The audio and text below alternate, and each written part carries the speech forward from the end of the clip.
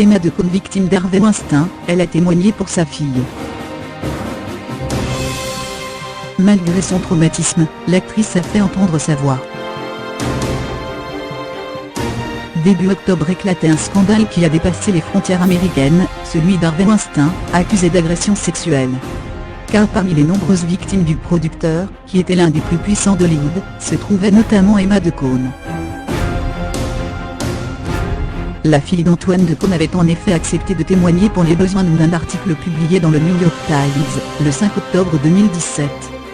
Des déclarations sur lesquelles l'actrice de 41 ans est revenue au détour d'une interview pour Téléstar. Je suis assez fière de l'avoir fait, car il était temps que les choses bougent. Mais je pense que nous n'en sommes qu'au début, a confié Emma Decaune dans un premier temps.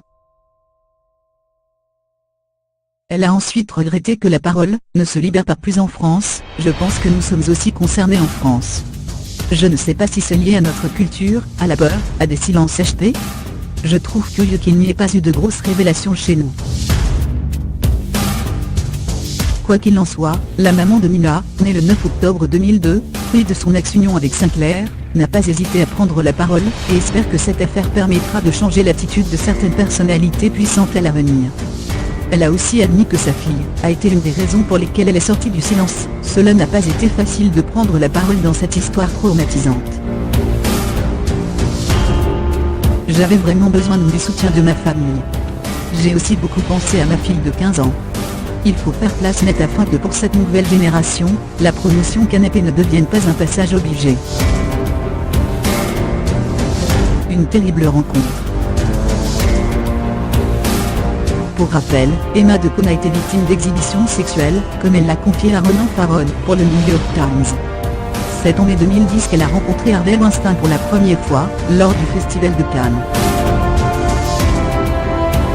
Mais ce n'est que quelques mois plus tard, à Paris, que le producteur hollywoodien l'a contacté afin de l'inviter à un déjeuner d'affaires à l'hôtel Ritz, pour lui proposer un rôle féminin fort.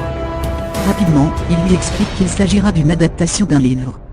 Et il l'a invité à venir le récupérer dans sa chambre d'hôtel.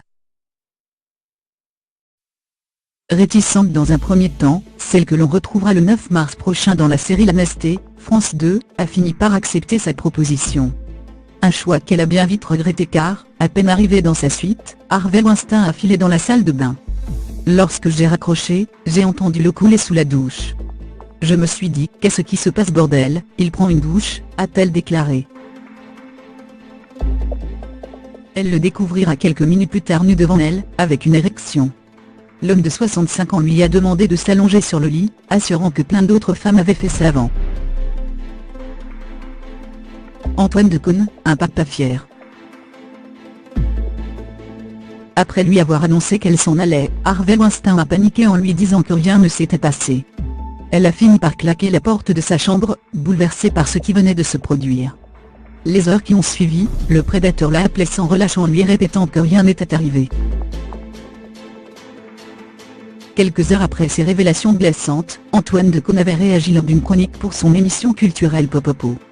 Il évoquait la dure réalité du monde actuel, où les femmes, et peut-être encore davantage dans le monde du spectacle, sont souvent victimes d'hommes de pouvoir, prédateurs sexuels qui abusent de leur position, et parfois des femmes tout court.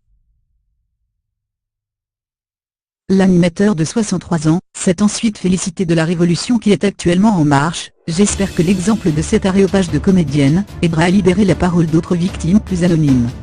Et voilà pourquoi, aujourd'hui, je suis fière d'avoir une fille comme elle.